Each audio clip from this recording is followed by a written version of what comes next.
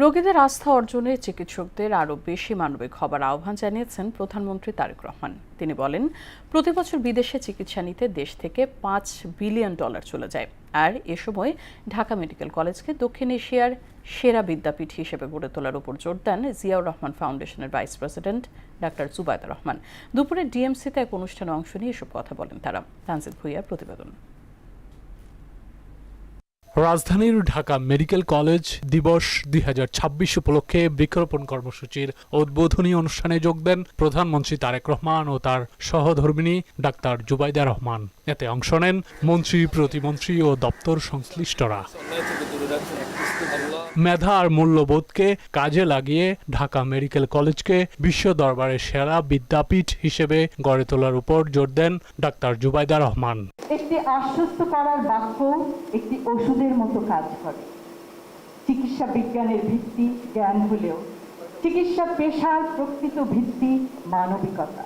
আগামী 20 বা 25 বছর পরে আমরা ঢাকা মেডিকেল কলেজকে দক্ষিণ এশিয়ার অন্যতম শ্রেষ্ঠ চিকিৎসা শিক্ষা, গবেষণা ও উদ্ভাবনের কেন্দ্র হিসেবে দেখতে চাই। এ সময় মুক্ত আলোচনায় অংশ নেন প্রধানমন্ত্রী তারেক রহমান।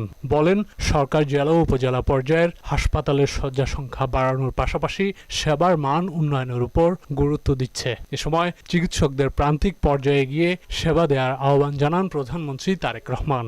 আমরা গভর্নমেন্ট থেকে পলিটিশিয়ানরা আমরা রেডি আছি, কিন্তু এটা তো আপনাদেরকে এগ্রি করতে হবে করার জন্য। বড় ডাক্তার যারা আছেন আপনাদেরকে এগ্রি করতে হবে যে হ্যাঁ আমরা রেফারেল সিস্টেমে যাব। ভোটের জন্য আমি যদি গ্রামে যেতে পারি, তাহলে চিকিৎসা দেওয়ার জন্য পবিত্র দায়িত্ব হিসেবে আপনি কেন উপজেলা বা ইউনিয়ন পর্যায়ে যাবেন না? সরকারি পর্যায়ে শিগগিরই 25,000 মিডওয়াইফ নিয়োগ দেওয়া হবে বলে জানান সরকার প্রধান।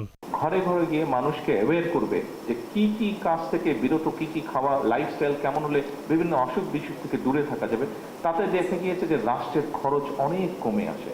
মেডিকেল কলেজে আসার আগ পর্যন্ত যদি এই মানুষগুলোকে প্রাইমারি চিকিৎসা দিয়ে মোটামুটিভাবে সুস্থ করে ফেলা যায়, সেজন্যই আমরা হেলথ কেয়ার নিয়োগের পরিকল্পনা গ্রহণ করেছি।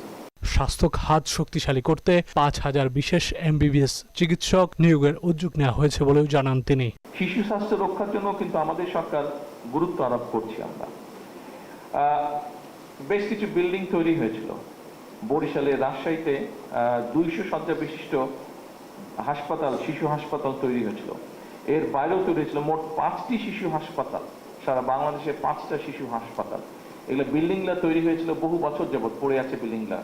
আমরা এগুলাকে দ্রুত চালু করার ব্যবস্থা করছি। সরকার জেলা ও উপজেলার হাসপাতাল 101 বেডে উন্নীত করার মাধ্যমে চিকিৎসা সেবা মানুষের দোরগোড়ায় পৌঁছে দিতে চায় বলেও জানান প্রধানমন্ত্রী।